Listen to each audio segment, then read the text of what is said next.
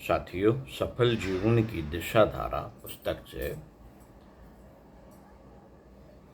छात्र एवं युवा वर्ग के लिए अत्यंत उपयोगी, अनुपम एवं संग्रहणीय ग्रंथ। लेखक ब्रह्मवर्चस। विपत्तियों से डरिए नहीं, जूझिए। आपको पढ़कर सुना रहे हैं, आइए सुनते हैं।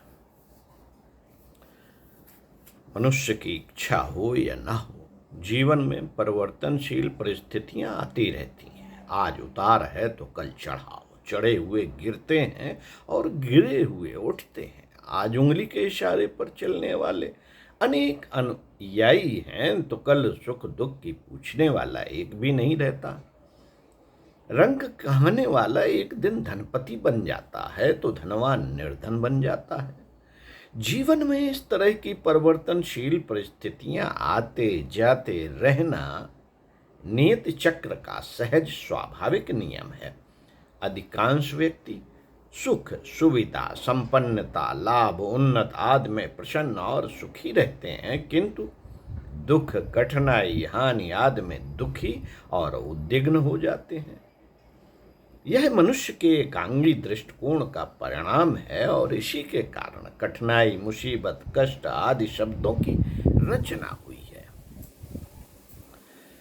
वस्तुतः परिवर्तन मानव जीवन में उतना ही महत्वपूर्ण, सहज और स्वाभाविक है जितना रात और दिन का होना, ऋतुओं का बदलना, आकाश में ग्रह नक्षत्रों का विभिन्न स्थितियों में गतिशील रहना। किंतु केवल सुख,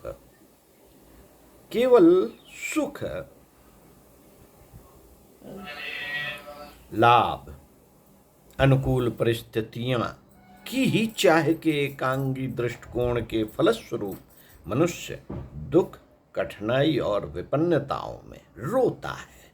दूसरों को अथवा ईश्वर को अपनी विपरीतताओं के लिए कोसता है, शिकायत करता है, किंतु इससे तो उसकी समस्याएं बढ़ती ही जाती हैं, घटती नहीं। कठिनाइयां जीवन की एक सहज स्वाभाविक स्थिति है जिन्हें स्वीकार करके मनुष्य अपने लिए उपयोगी बना सकता है। जिन कठिनाइयों में कई व्यक्ति रोते हैं, मानसिक क्लेश अनुभव करते हैं, उन्हीं कठिनाइयों में दूसरे व्यक्ति नवीन प्रेरणा, नव उत्साह पाकर सफलता का वर्णन करते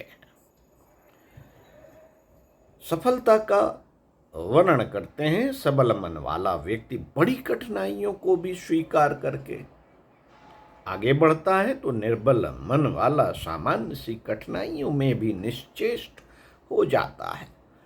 परीक्षा की कसौटी पर प्रतिष्ठित हुए बिना कोई भी वस्तु उत्कृष्टता प्राप्त नहीं कर सकती, न उसका कोई मूल्य ही होता है।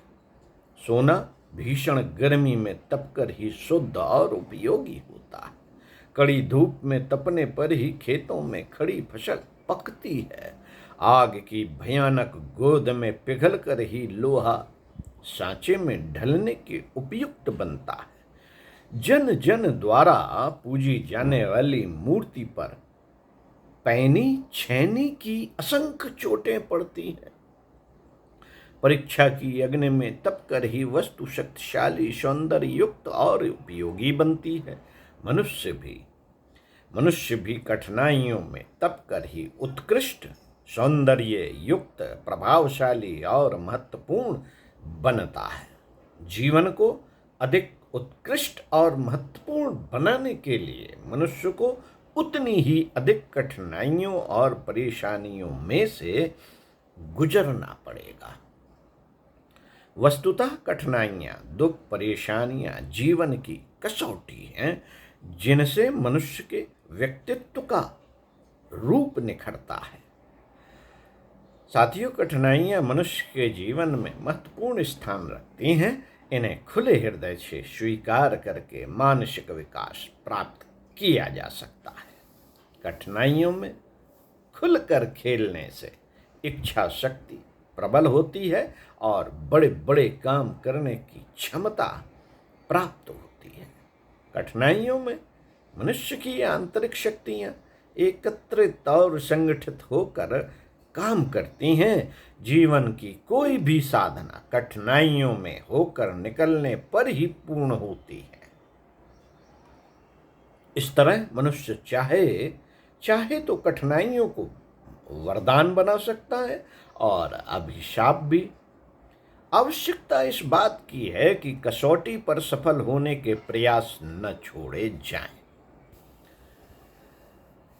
अपनी साधना जारी रखें। जो मनुष्य कठिनाइयों का खुले दिल से स्वागत करता है, उनके साथ खेलता है, वह स्वयं तो उससे मिलने वाले लाभ प्राप्त करता ही है, किंतु दूसरों के लिए प्रेरणा और आदर्श बन जाता है। एक कायर सैनिक को रण से भागता देखकर कई सैनिक भाग निकलते हैं, और इसके विपरीत एक योद्धा जो अपने कर्तव्य को सामने रखकर कठिनाइयों में भी लड़ता रहता है, उसे देखकर अन्य सैनिक भी प्रेरणा और उत्साह प्राप्त कर लड़ते रहते हैं। उनकी वीरता के भाव जागृत होते हैं। संसार में ऐसा कोई मनुष्य नहीं जिसे जीवन में कभी मुसीबतों का, विपत्तियों का सामना न करना पड़ा हो। दिन और रात के समान सुख दुख का काल चक्र सदा घूमता ही रहता है।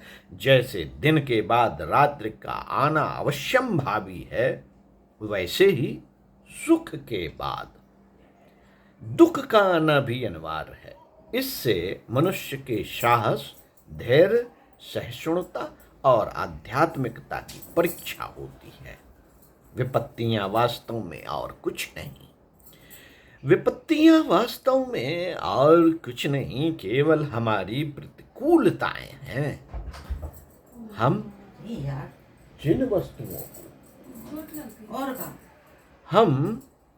जिन वस्तुओं को जिन परिस्थितियों की इच्छा करते हैं, उनका प्राप्त न होना ही विपत्ति कहलाता है। हमारा जीवन सादा, स्वावलंबी और सहिष्णु बनने पर विपत्तियों से हमें कम पाला पड़ेगा, और यदि पाला पड़ा भी तो हम उसे हंसते हुए सहज भाव से स्वीकार कर उस पर हावी हो सकेंगे। विपत्तियां साहस के साथ कर्म क्षेत्र में बढ़ने के लिए चुनौती हैं। हम उनसे घबराएं नहीं। बहुत सी मुसीबतें तो केवल काल्पनिक होती हैं। छोटी मोटी बातों को तूल देकर हम व्यर्थ ही अपने चारों ओर भय का भूत खड़ा कर लेते हैं। साथियों, सुबोध राय का जन्म पश्चिम बंगाल में हुआ। 6 वर्ष की आयु में ही एक दिन लेटे लेटे उनकी नेत्र ज्योति चली गई। उन्होंने निश्चय किया कि ज्ञान चक्षुओं का उपयोग करेंगे।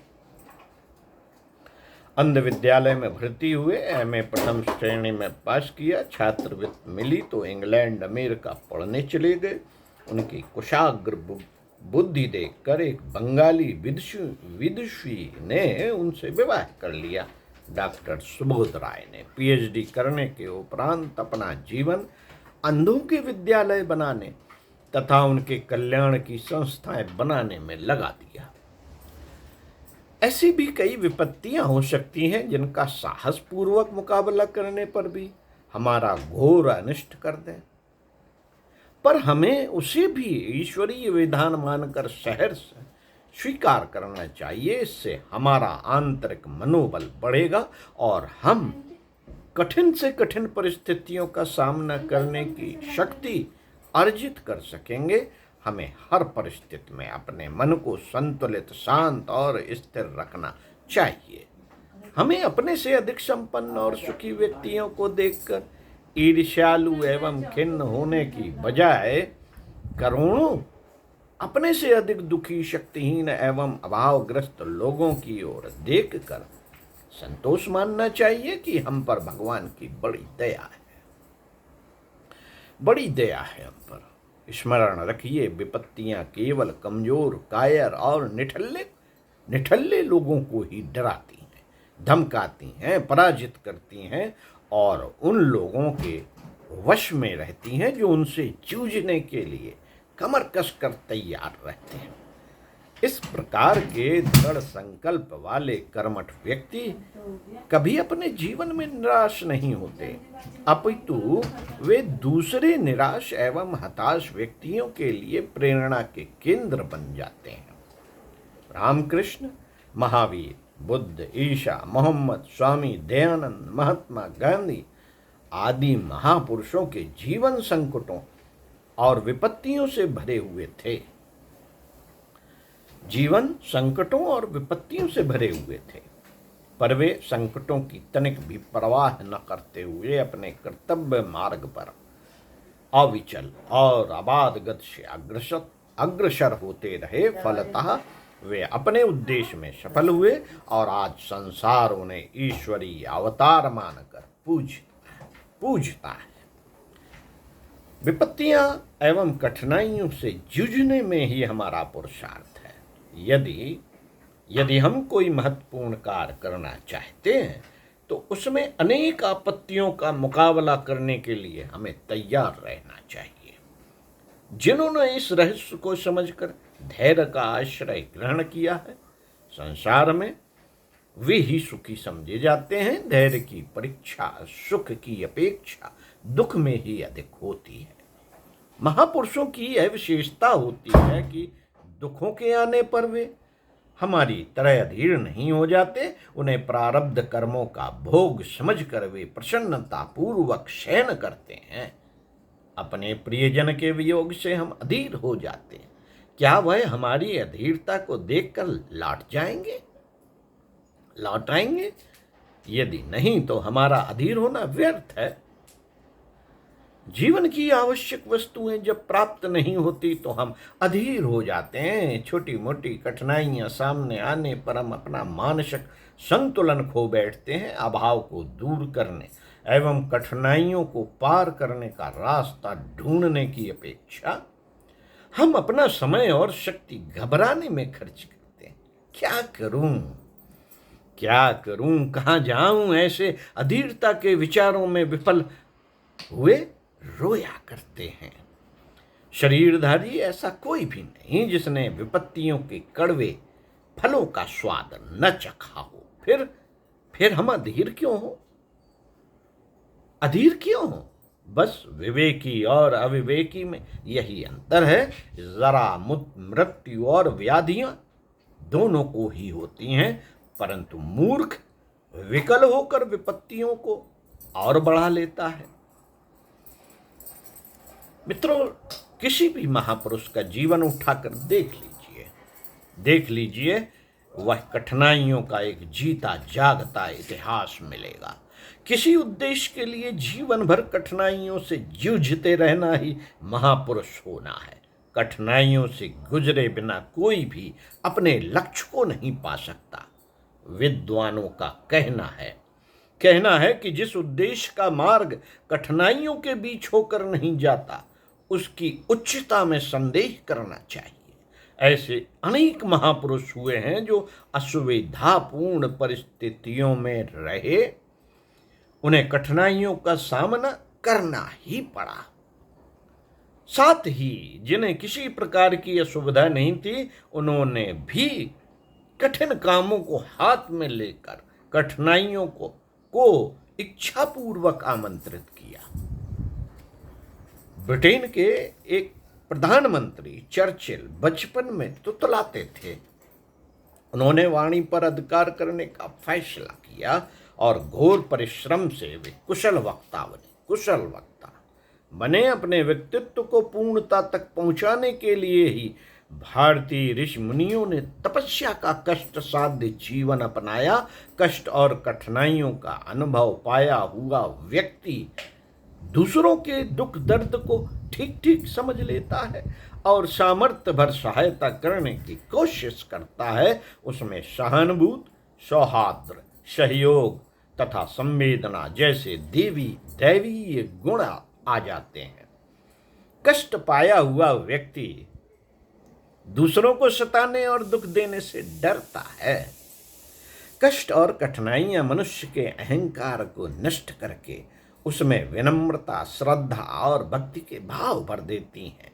कठिनाइयों की कृपा से ऐसे अनेक गुण पाकर मनुष्य का चरित्र चमक उठता है। कठिनाइयाँ मनुष्य को स्वस्थ और सुदृढ़ बनाती हैं। कठिनाइयों से उपार्जित सुख साधनों में जितना संतोष होता है उतना सहज उपलब्ध साधनों में नहीं। कठिनाइयाँ मनुष्य जीवन के लिए वरदान रूप ही होती हैं। कष्ट और कठिनाइयों को जो व्यक्ति विवेक और पुरुषार्थ की कसौटी समझकर परीक्षा देने में नहीं हिचकते, वे जीवन की वास्तविक सुख शांति को प्राप्त कर लेते हैं। केवल मात्र सुख सुविधाओं से भरा जीवन अधूरा है। जब तक मनुष्य दुखों का अनुभव नहीं करता, कष्टों को सहन नहीं करता, वह अपूर्ण ही रहता है। अपूर्ण। मनुष्य की पूर्णता के लिए दुख तकलीफों का होना आवश्यक है। दुखों की आग में गले बिना मनुष्य के मानसिक मल दूर नहीं होते, और जब तक मल दूर नहीं होते मनुष्य अपने वास्तविक रूप में नहीं आ पाता। जहां दुख की अनुभूति नहीं वहां ईश्वर की अनुभूति असंभव। यही कारण है कि भक्तों ने ईश्वर के समीप रहने के साधन के रूप में दुख को सहर्ष स्वीकार किया है। कष्ट और कठिनाइयों को दुखमूलक मानकर जो इनसे भागता है उसे ये दुख रूप में ही लग जाती है, और जो बुद्धिमान इन्हें सुखमूलक मानकर इनका स्वागत करता है उसे देवदूतों के समान वरदायिनी होती हैं। हम केवल सुख, प्रसन्नता, लाभ, सफलता की ही आकांक्षा रखते हैं। इसके विपरीत कठिनाइयों, परेशानियों, समस्याओं से हम कतराते हैं। उस स्थिति में हम में से बहुत से रोने लगते हैं। चिंता, शोक, क्लेश, अशांति में घुल घुल कर असमय में ही जीवन नष्ट कर लेते हैं। दूसरे ऐसे भी लोग हैं जो इन कठिनाइयों को ही अपने विकास, उत्थान, महानता तथा प्रगति का साधन बना लेते हैं। कठिनाइयों में रोने के बजाय उनके समाधान का मार्ग ढूंढना ही रोग का सही इलाज है। इसलिए संकट के समय अपने समस्त बुद्धि, विवेक और प्रयत्नों को इनके हल करने में लगा देना चाहिए। इससे 3 लाभ होंगे। पहला, जब समस्त शक्तियां एकाग्र होकर किसी एक क्षेत्र में काम करेंगी तो संतोषजनक समाधान भी मिलेगा। नंबर 2, साथ ही शक्तियां अधिक सक्षम और विकसित होंगी। नंबर 3, बुद्धि, विवेक, अनुभव बढ़ेंगे। मनुष्य के व्यस्त रहने से कठिनाइयों के प्रति शोक, चिंता एवं उद्विग्नता में डूबने के लिए कोई समय ही नहीं मिलेगा। साथियों, आगे बताएंगे इसी क्रम में स्वामी विवेकानंद ने क्या कहा इस बारे में। ओम शांति। अगले वीडियो में